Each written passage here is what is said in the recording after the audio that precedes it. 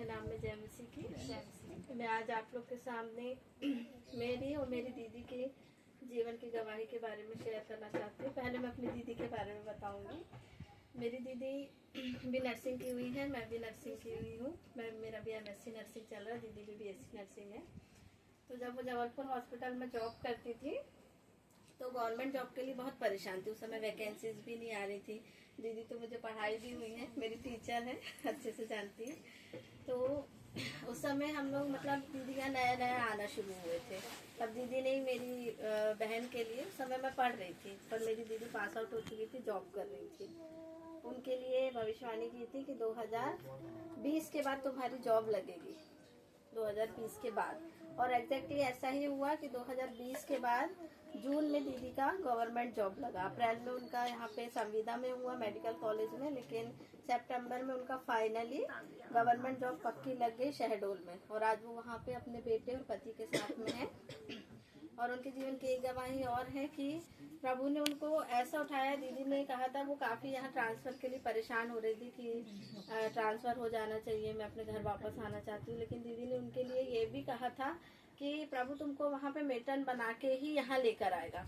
और आज मैं सचमुच में आप लोगों को बताना चाहती हूँ, मेरी सिस्टर वहाँ पे ICN के पोस्ट में है, इन्फेक्शन कंट्रोल नर्स की पोस्ट में है।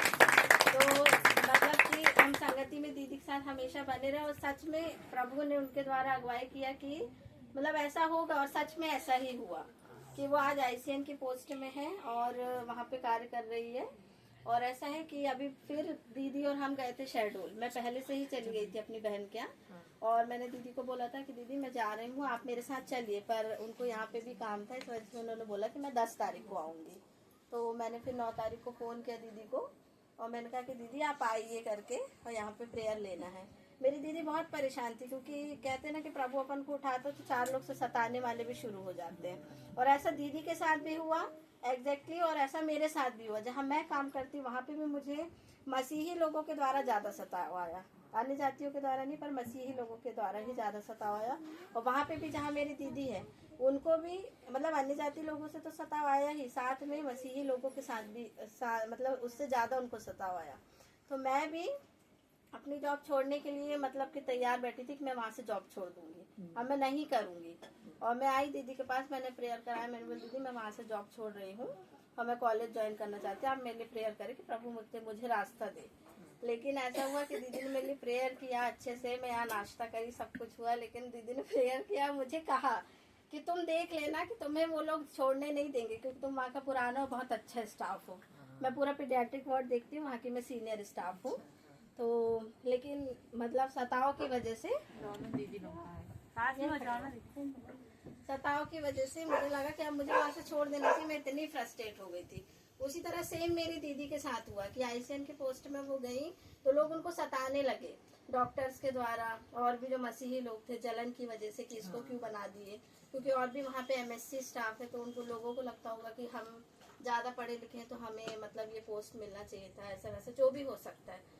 पर यहाँ दीदी ने भी मुझे कहा कि तुमको वो लोग छोड़ने नहीं देंगे, ये बात अभी यहीं तक थी। और वहाँ भी ऐसा हुआ कि जब दीदी वहाँ प्रेयर करने आई, उन्होंने भी दीदी को यही कहा, मेरी बहन को, कि तुम नहीं छोड़ना ये पद, ये प्रभु ने आपको पद दिया है, सताव आएगा लेकिन प्रभु संभालेगा। और ऐसा ही हुआ जब मैं अपने हॉस्पिटल रिटर्न लौटी, मेरी मेटर्न मुझे मेरे वार्ड में बनाने आई। उन्होंने मुझे कहा कि तुमने मुझे मैसेज किया था कि तुम जॉब छोड़ना चाहती हो, लेकिन हम आपको जाने नहीं देंगे, आप यहीं जॉब करेंगे जब तक आपका गवर्नमेंट नहीं लग जाता। आपका जो भी प्रॉब्लम है आप हमसे शेयर करिए।